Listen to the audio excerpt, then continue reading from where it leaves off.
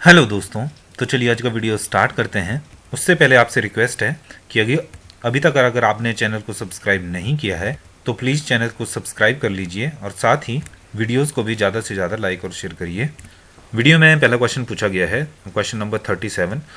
Question number 36 तक हमने last video में डिस्कस कर लिया था। 37 में पूछा गया है, the concept of Anuvrata was advocated by, यानी अणुव्रत की संकल्पना की वकालत किसके द्वारा की गई थी। ऑप्शन सी जो है 37 के लिए राइट ऑप्शन है, जैनिज्म यानी जैन धर्म। यहाँ देख सकते हैं आप, अणुव्रत का अर्थ है लघुव्रत। जैन धर्म के अनुसार श्रावक जो है अणुव्रतों का पालन करते हैं। महाव्रत साधुओं के लिए बनाए जाते हैं और वहीं जो है अणुव्रत जो हैं वो श्रावकों के लिए हैं। अणुव्रत इसलिए कहा जाता है इन्हें कि साधुओं के महाव्रतों की अपेक्षा वे लघु होते हैं। महाव्रतों में सर्वत्याग की अपेक्षा रखते हुए सूक्ष्मता के साथ व्रतों का पालन होता है, जबकि अणुव्रतों का स्थूलता से पालन किया जाता है। महावीर के अनुसार अणुव्रत 5 होते हैं। तो कौन कौन से हैं? अहिंसा, सत्य, असत्य, ब्रह्मचर्य और अपरिग्रह। तो ये देख सकते हैं आप, 5 तरह के अनुव्रत हैं और ये जैन धर्म से रिलेटेड हैं। 37 के लिए सी राइट ऑप्शन है। ऑप्शन में ए और बी में हीनयान और महायान दिए गए हैं जो कि बौद्ध धर्म से रिलेटेड हैं, आप जानते भी होंगे। और एक क्वेश्चन पूछा जाता है कि हीनयान और महायान के संस्थापक कौन थे। तो ये बुद्धिज्म से यानी बौद्ध धर्म से रिलेटेड ये क्वेश्चन है और ये क्वेश्चन शायद पहले पूछा जा चुका है। तो हीनयान और महायान के संस्थापक जो है, सही उत्तर है नागा अर्जुन। तो इनको इसके संस्थापक माना जाता है। और ये कब बने थे? तो वैशाली में जब द्वितीय बौद्ध संगति जो थी संपन्न हुई थी, उस समय भिक्षुओं में कुछ मतभेद हो गए थे संघ को लेकर। जो हीनयान के अनुयायी हैं, हीनयान बुद्ध की मूल शिक्षा का अनुसरण करते हैं या मानते हैं। वहीं जो महायान वाले हैं, समुदाय वाले, वो मूर्ति पूजा में विश्वास रखते हैं। बौद्ध धर्म और जैन धर्म पर हमने अलग से वीडियो बनाए हैं, तो आप प्ले लिस्ट में जाके वो वीडियोस देख सकते हैं। चलिए नेक्स्ट देखते हैं 38। क्वेश्चन नंबर 38 में पूछा गया, अशोक का कौन सा शिलालेख कलिंग युद्ध की विभीषिका का विवरण करता है। तो हॉरर ऑफ कलिंगाज, ऑप्शन बी जो है 13th रॉक एडिक्ट यानी 13वां शिलालेख जो है वो कलिंग युद्ध की जो विभीषिका है उसको दर्शाता है। ये देख सकते हैं आप, शिलालेख 13 या 13 प्रमुख है। कलिंग युद्ध का विवरण शिलालेख 13 में दर्शाया गया है। कलिंग युद्ध ने उसके मन पर गहरा प्रभाव डाला, इसलिए वे बाद के जीवन में धर्म या शांति के मार्ग पर चले गए। तो यहाँ पर अशोक की बात की गई है।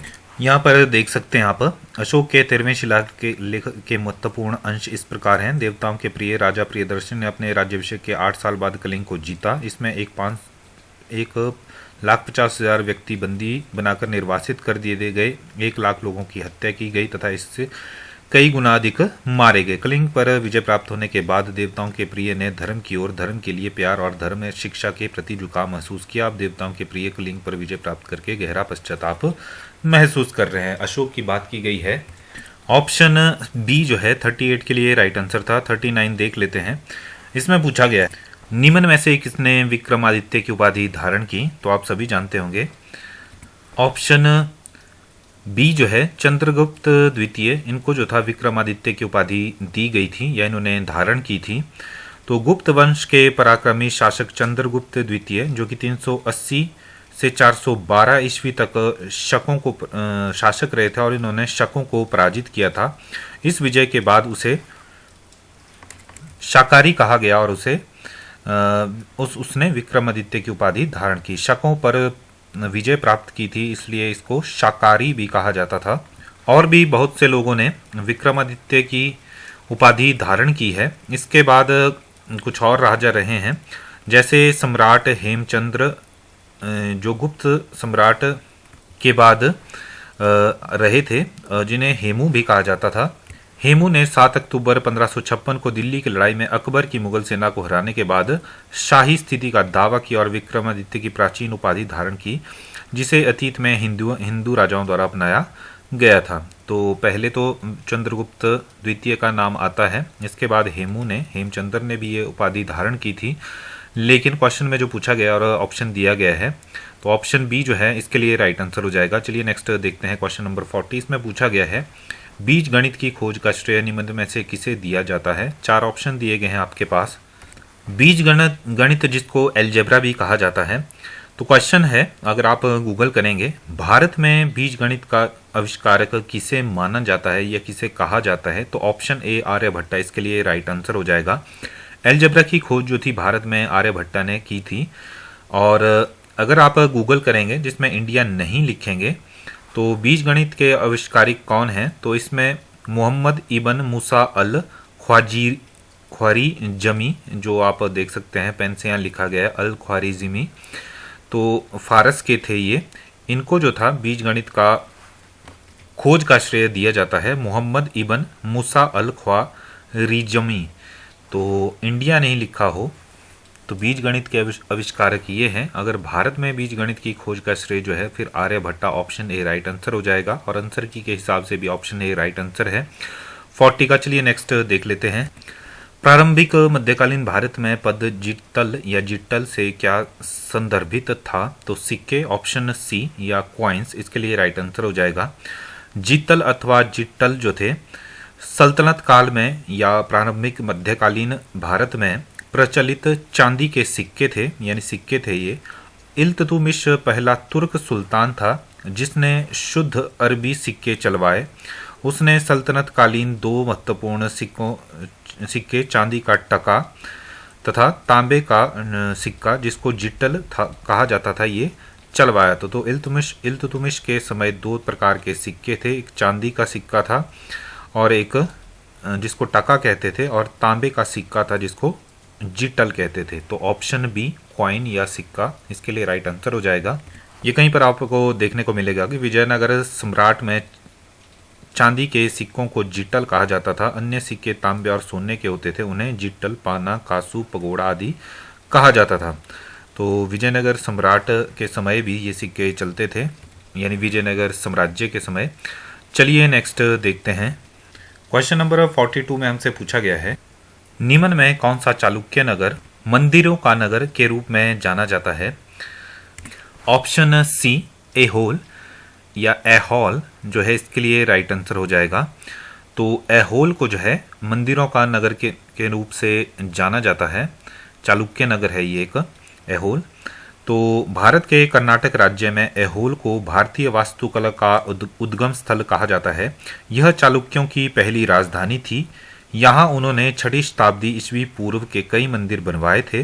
बाद में 543 में पुलकेशिन एक द्वारा राजधानी को बादामी में बदल दिया गया। तो बाद में एक राजा हुए 543 में जिन्होंने राजधानी को बादामी में बदल कर लाया।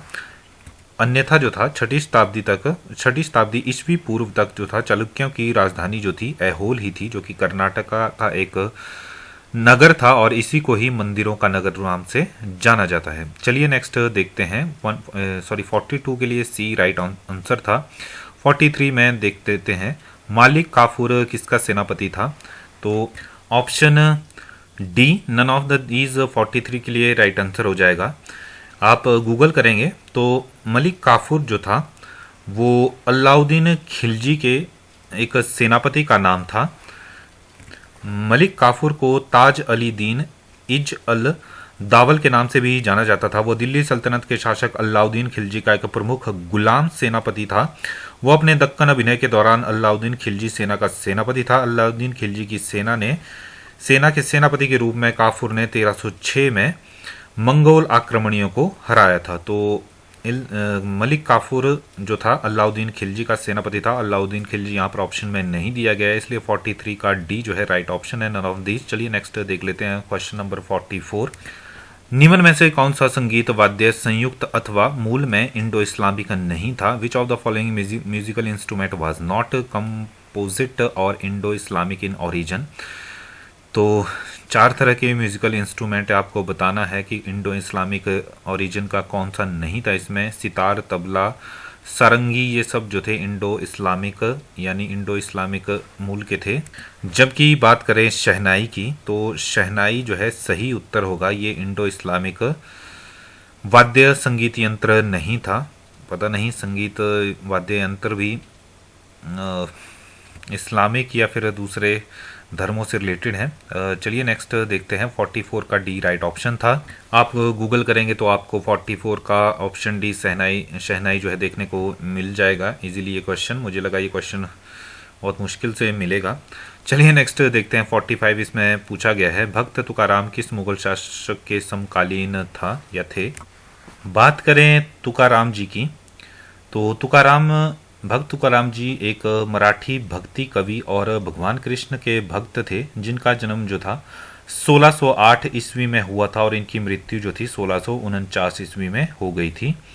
और इनको जो था जहांगीर का समकालीन माना जाता है, क्योंकि जहांगीर जो थे उनका शासक 1605 से 1627 ईस्वी तक रहा था, जबकि इसी दौरान 1608 से 1649 तक भक्त तुकाराम जी हुए थे।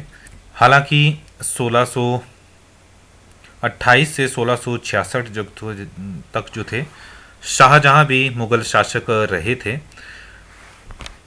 लेकिन आंसर की के हिसाब से जो है जहांगीर को जो था ऑप्शन डी राइट आंसर था। भक्त तुकाराम जी का जो था समकालीन माना जाता है।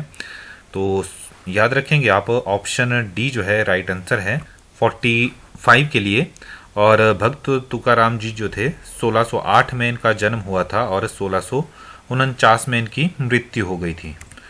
तुकाराम जी 17वीं सदी जो कि 1608 हुआ के हिंदू कवि और महाराष्ट्र में भक्ति आंदोलन के संत थे। उन्हें महाराष्ट्र में तुकोबाराया या तुकोबा के नाम से भी जाना जाता था। तो साथ साथ ही ये शिवाजी के भी समकालीन रहे थे। चलिए नेक्स्ट देखते हैं। कुमार संभव एक महाकाव्य किसके द्वारा रचित था। तो आप सभी जानते होंगे, ऑप्शन ए कालिदास जी इसके लिए राइट ऑप्शन है। महाकवि कालिदास जी के 2 महाकाव्य थे, जिसमें से एक तो कुमार संभव आ गया और इसके अलावा जो था रघुवंशम जो था इनका दूसरा मुख्य महाकाव्य माना जाता है। यहाँ देख सकते हैं आप, संस्कृत कवियों में कालिदास श्रेष्ठ हैं। इन्हें परवर्ती कवियों ने कवि कुल गुरु की उपाधि दी है। उन्होंने 2 महाकाव्य जिसमें कुमार संभवम तथा रघुवंशम है, 2 खंड काव्य हैं ऋतु संहार तथा मेघदूत और 3 नाटक हैं। तो इनके नाम भी देख सकते हैं हम, विक्रमोर्वशीय और मालविकाग्निमित्र तथा अभिज्ञान शकुंतलम। कुमार संभवम में किन्नरों का वर्णन देखने को मिलता है। ये शिव भगवान का उल्लेख भी इसमें देखने को आपको मिलेगा। ऑप्शन बी में इसमें हरिसेन दिया गया है, हरिसेन लिखा है या हरिसेन। हरिसेन 4वीं शताब्दी के प्रसिद्ध संस्कृत कवि थे। वो समुद्रगुप्त की सभा के महत्वपूर्ण सभासद और मंत्री थे। उनकी सर्वाधिक प्रसिद्ध रचना जो थी प्रयाग प्रशस्ति थी। याद रखेंगे आप, हरिसेन की रचना थी प्रसिद्ध प्रयाग प्रशस्ति, जो कि इसकी रचना 345 ईस्वी मानी जाती है। जबकि ऑप्शन में सी में दिया गया है चंद्रबरदाई। तो चंद्रबरदाई को हिंदी का पहला कवि और उनकी रचना जिसका नाम पृथ्वीराज रासो है को हिंदी की पहली रचना होने का सम्मान प्राप्त है। तो याद रखेंगे आप, चंद्रबरदाई को हिंदी का पहला कवि और इनकी रचना पृथ्वीराज रासो को जो था हिंदी की पहली रचना का होने का सम्मान प्राप्त है। पृथ्वीराज रासो हिंदी का सबसे बड़ा काव्य ग्रंथ है। तो ये भी याद रखेंगे आप, जो इनकी रचना है पृथ्वी रासो, ये हिंदी का सबसे बड़ा काव्य ग्रंथ है। इसमें 1000 से अधिक छंद हैं और तत्कालीन प्रचलित 6 भाषाओं का इसमें प्रयोग किया गया है। जबकि बात करें ऑप्शन डी में दिए गए नाम बाणभट्ट की, तो बाणभट्ट 7वीं शताब्दी के संस्कृत गद्यकार और कवि थे। वह राजा हर्षवर्धन के आस्थान कवि थे और बाणभट्ट के 2 प्रमुख ग्रंथ थे, जिसमें हर्षचरित्रम तथा कादम्बरी जो था ये नाम आते हैं। हर्षचरित्रम में राजा हर्षवर्धन का जीवन चरित्र है और कादम्बरी जो है उसको विश्व का पहला उपन्यास माना जाता है। और इसका कादम्बरी पूर्ण होने से पूर्व ही जो था बाणभट्ट का देहांत हो गया था। इसके बाद जो था कादम्बरी को पूर्ण किया इनके पुत्र पुलिन भट्ट ने। तो चलिए नेक्स्ट देखते हैं। क्वेश्चन नंबर 47 में पूछा गया है, शिवाजी का उत्तराधिकारी कौन था। 47 में शिवाजी का उत्तराधिकारी कौन था ये पूछा गया है। ऑप्शन सी इसके लिए राइट आंसर हो जाएगा। छत्रपति संभाजी महाराज और या छत्रपति संभाजी राजे भोंसले जो था, इनका नाम था 1657 से 1689 तक मराठा सम्राट और छत्रपति शिवाजी महाराज के ये उत्तराधिकारी माने जाते हैं। शिवाजी के 2 पुत्र थे जिनमें उनका नाम संभाजी और राजा राम था। शिवाजी के उत्तराधिकारी संभाजी भोंसले या फिर इनको शंभू छत्रपति भी कहा जाता था। बीमार पड़ने के बाद शिवाजी की 52 वर्ष की आयु में मृत्यु हो गई थी और इसके बाद ये उत्तराधिकारी बने थे। छत्रपति शिवाजी महाराज के कुल 4 पुत्र थे, अगर आप गूगल करेंगे, संभाजी, राजा राम, शंभा भाजी और संभाजी द्वितीय। इनकी 2 बेटियां भी थी, ताराबाई और जीजाबाई।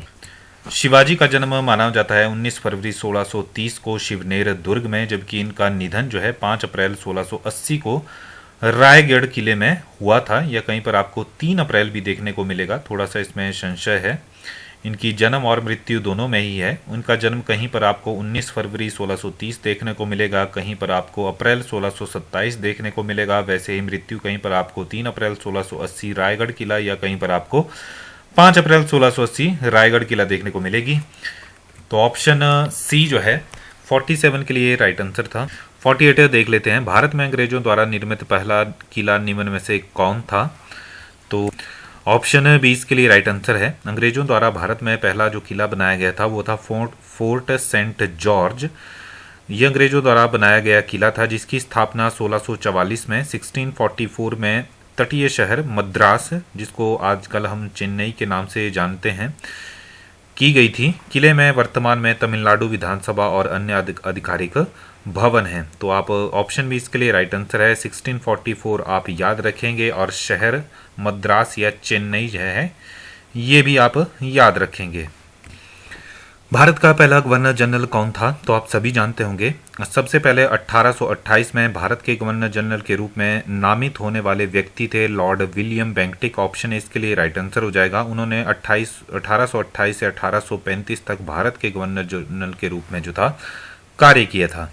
जबकि बात करें भारत के अंतिम गवर्नर जनरल की तो चक्रवर्ती राजगोपालचारी यानी सी राजगोपालचारी जो थे भारत के अंतिम गवर्नर जनरल रहे थे। नेक्स्ट क्वेश्चन देख लेते हैं। इसमें पूछा गया है किसके समय के दौरान ब्रिटिश भारतीय क्षेत्र का अंतिम मेजर था? The last measure of British Indian territory took place during the time of. Option D जो है 50 के लिए राइट आंसर हो जाएगा।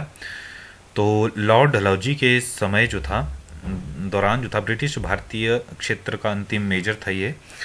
तो इनका कार्यकाल, लॉर्ड डलहौजी का कार्यकाल जो था 1848 से 1856 तक रहा था। लॉर्ड डलहौजी 1848 में भारत के गवर्नर जनरल बने। उन्होंने भारत में बड़े क्षेत्रों पर ब्रिटिश शासन का विस्तार करने की विस्तारवादी नीति जारी रखी। The last major extension of British Indian territory took place during the time of Lord Dalhousie. तो ऑप्शन डी 50 के लिए राइट आंसर है। क्वेश्चन नंबर 51 देख लेते हैं जो कि इस वीडियो का लास्ट क्वेश्चन भी है। इसमें पूछा गया 1875 में थियोसॉफिकल सोसाइटी की स्थापना कहाँ हुई थी?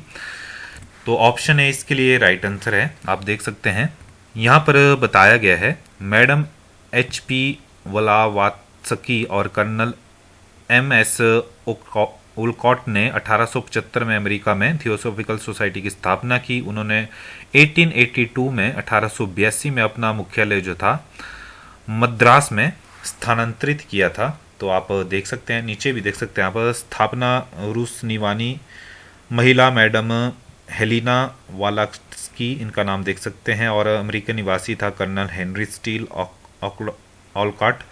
इन्होंने 17 नवंबर 1875 को, यही पूछा गया है क्वेश्चन में कि 1875 में थियोसॉफिकल सोसाइटी की स्थापना कब हुई, तो डेट भी आप याद रख सकते हैं यहाँ से। 17 नवंबर 1875 को हुई थी न्यूयॉर्क में इसकी स्थापना। और सन 1879 में सोसाइटी का प्रधान कार्यालय जो था न्यूयॉर्क से स्थानांतरित करके सीधा मुंबई लाया गया। यहाँ देख सकते हैं आप, हेलिना जी का यहाँ पे फोटो है और हेनरी स्टील का भी है। ये थियोसॉफिकल समाज के संस्थापक सदस्य रहे हैं।